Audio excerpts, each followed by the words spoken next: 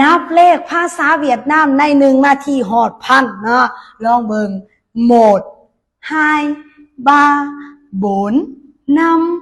7 8 9 10 11 11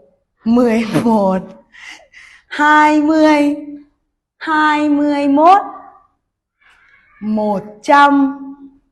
21 101 หมายความว่า101นี่นะจะมีไส้ลิงหรือแหล่ก็ได้เนาะและตัวที่20นี่20แต่ว่าขึ้น21ต้องขึ้นเสียงสูงให้มันก็คือ20 มด31กับบามดเนาะ40 มดอย่างซี่นี่นะเนาะและหมดงินหรืออ่านว่าหมดงานภาษาลาว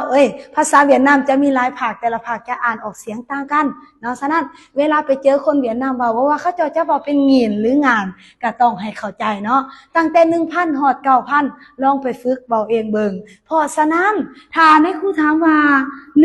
1,500 ในภาษาเวียดนามจะเว้าว่า